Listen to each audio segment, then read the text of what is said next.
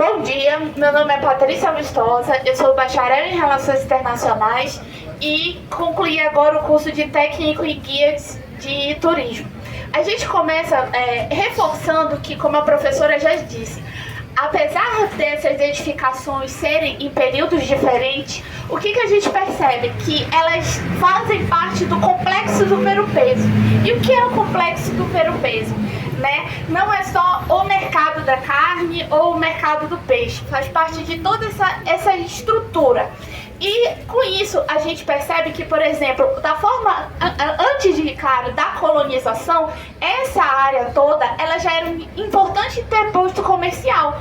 Já havia trocas comerciais entre os indígenas da época e a população que passava por essa área. Mas uma vez que o Ver-o-Peso foi instituído e que a quantidade de mercadorias foi crescendo de forma abrupta, eles viram a necessidade de se fazer um posto para que pudesse ter essa fiscalização dos produtos que saíam de Belém e dos produtos que entravam em Belém. E por isso que foi construído em 1839, no século XIX, o Solar da Feira. A gente percebe que tem 2 andares. E o que acontecia de acordo com os meus estudos? Tinha um trapiche na época, então, por exemplo, a mercadoria entrava pelo 2º andar e era fiscalizada no 2º andar, e uma vez que ela era fiscalizada, ela descia para que pudesse ser feito o pagamento de acordo com os tributos da época.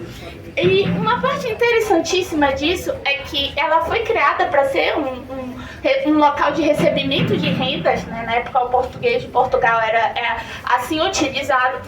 E uma vez que ela foi criada para ser o recebimento de rendas, ela acabou sendo, depois tendo várias utilizações. Chegou a ser local do Banco do Estado do Pará, foi restaurante na década de 80 e depois ela foi uma loja de artesanato. E nisso que ela foi uma loja de artesanato, depois ela passou por diversas transformações e a gente percebe que ela ficou por muito tempo abandonada esse espaço.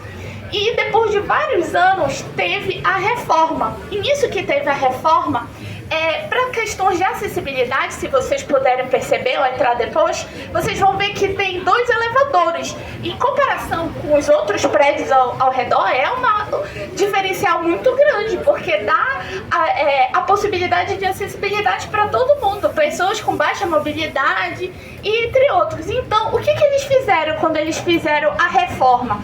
Eles, ao cavarem, eles descobriram vários objetos. Chegaram a encontrar garrafas 100% intactas. Chegou a ser encontrado, inclusive, moedas da época do Império. Então, por exemplo, isso na arqueologia é algo extremamente difícil de ser achado, encontrar objetos totalmente inteiros.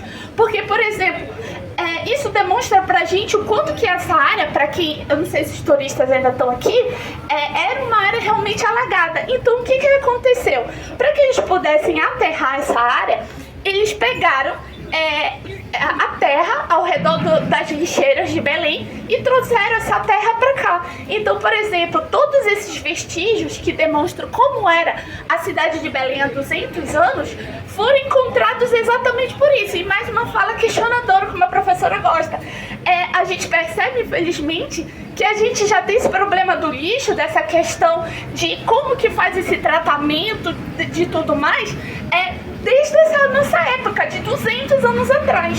Então, a gente conclui percebendo isso, dessa importância da acessibilidade, porque além dos 2 elevadores, foi feito a pintura antifúngica, né? Porque o nosso clima é muito difícil e essa parte aqui é ferro.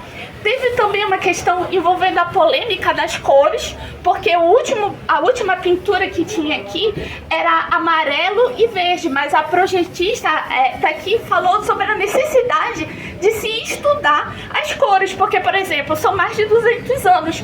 Então a gente tem que tentar entender como que as cores também fazem parte de acordo com aquilo que está sendo proposto agora para o local.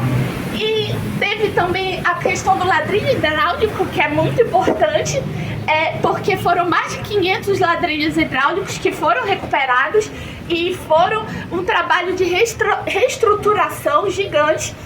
E a gente também conclui agora percebendo isso, que hoje em dia, né, é um espaço que tem essa valorização da nossa cultura, porque é um espaço onde tem artesanatos, tem não só a questão, exposições culturais lá em cima, de fotografia. Então é um espaço que acaba sendo tanto aberto ao público, aos turistas, já que a gente está enfrentando esse período de fomento do turismo, e acaba sendo também um espaço de convivência para a própria população local.